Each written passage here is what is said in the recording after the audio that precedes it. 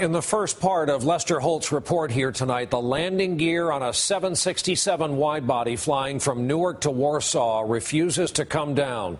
No one had ever tried an emergency landing with this aircraft in precisely this condition before. Some of the passengers realized just how dire the situation is, including an American named Greg Cohen, who sends a final goodbye to his wife and children on his cell phone. Here now, Lester Holt resumes his report. In the skies over Warsaw, LOT Polish Airlines Flight 16, with 231 on board, was just seconds away from attempting an emergency landing like no other. Across Poland, millions of viewers were watching the drama unfold on live television. And as the plane descended over the city, residents ran out to take photos. Captain Tad Vrona had spent the last hour and 20 minutes trying to lower the wide-body 767's landing gear, all of its wheels and its braking system, but to no avail. And he had no choice but to belly flop the plane, with its engines acting like the runners of a sled onto a concrete runway. As you can see in this actual video shot inside the cabin, in the final moments, the passengers were ready for the worst. Air traffic controllers wished the captain good luck. And in the last few seconds, he turned to his co-pilot, just in case. I said to my first officer, I am happy that we are together. And I said, thank you. And we shake hands. I thank you. Like the other passengers, Greg Cohen had his head between his legs. What were the final instructions before the landing?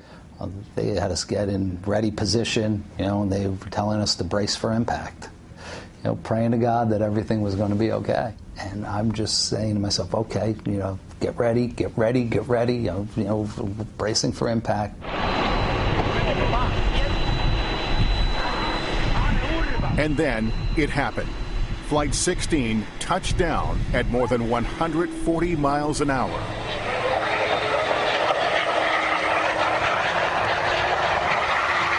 This is the moment of contact on the runway, shot from inside the cabin.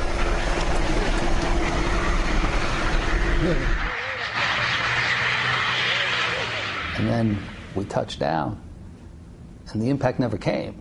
I was waiting for this, like car crash, to be in an accident. No bounce? I have to be honest, it was one of the smoothest landings I've ever had. Incredibly, it was a smooth touchdown. A miracle in Warsaw. The plane came to a stop, then everybody roared with applause, but it didn't last more than 2 seconds. You had the flight attendant immediately stand up and just yell, "Get off this plane now!" Suddenly, there was another danger. There was smoke and a fire on the right side engine. Flight attendant Magda Gortat yelled at the top of her lungs. Get off, get up, get off to the exit. Because I was sure that it's going to explode in a moment. This is actual video of the evacuation from on board the plane. Passengers rushed for the emergency slides, and a few fell as they tried to run away. But emergency crews were able to douse the flames and the fuel leak quickly.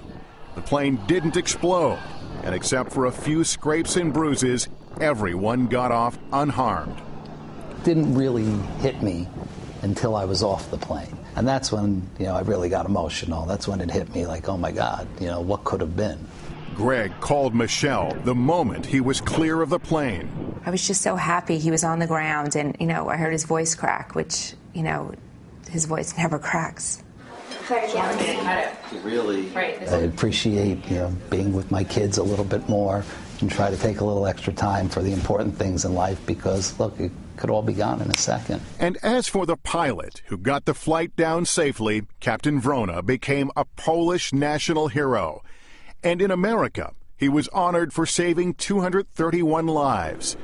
We caught up with the captain at the Museum of Flight in Seattle. We just did our job. I am not hero. But Americans on board Flight 16 beg to differ, comparing him to the hero of the Miracle on the Hudson. I immediately thought that our captain was Poland's version of Sully. Same incredible amount of airmanship. Yes. What would you like to say to Captain Rana? I want to say thank you. You know, if it wasn't for him, maybe 230 plus people wouldn't be here right now, and I'm forever indebted to him for that. Incredible story. Our thanks to Lester Holt for that. And by the way, the investigation into what went wrong is still going on. There's more information about that on our website.